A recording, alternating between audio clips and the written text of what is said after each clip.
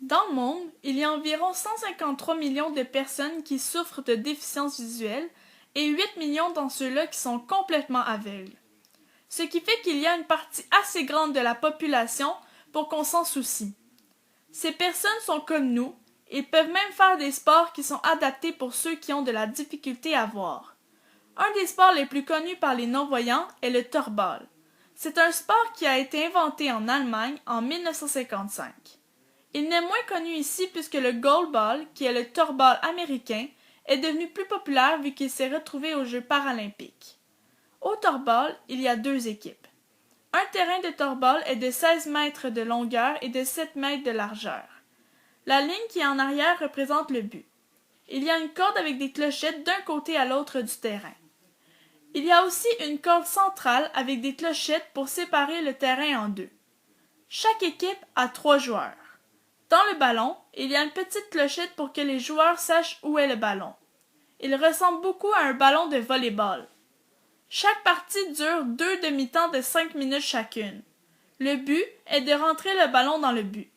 Comment on doit jouer, c'est de rouler la balle avec ses mains vers la ligne de l'autre côté du terrain et faire un but.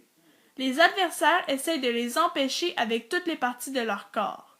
C'est un sport qui est très aimé par les non-voyants puisque dans ce jeu, tout le monde est égal, car si quelqu'un voit plus que les autres, il doit mettre un bandeau pour cacher ses yeux.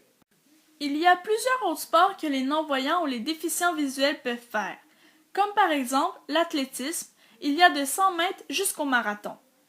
Les coureurs ne sont pas obligés de voir pour utiliser leurs jambes. Un autre est la natation. Il est facile car ils n'ont pas besoin de matériel. La seule difficulté, c'est que souvent il y a beaucoup de bruit à la piscine, ce qui les gêne. Quand cette gêne est passée, ils peuvent faire de la natation normalement. Les records mondiaux que les non-voyants ont eus sont très proches de ceux des voyants. Ensuite, il y a l'aviron. Elle est devenue paralympique en 2008.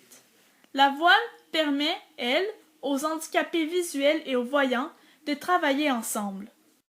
C'est sûr qu'il y a des sports que les non-voyants ne peuvent faire, comme par exemple le vélo.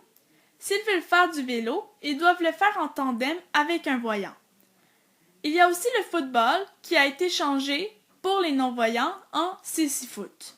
C'est 2 équipes de 5 joueurs. Ils ont tous un bandeau sur les yeux. La différence avec le football, c'est que le ballon fait du bruit. Le dernier dont je vais vous parler est le judo. Les gens compétitionnent selon leur poids. Encore, les voyants et les non-voyants sont mélangés.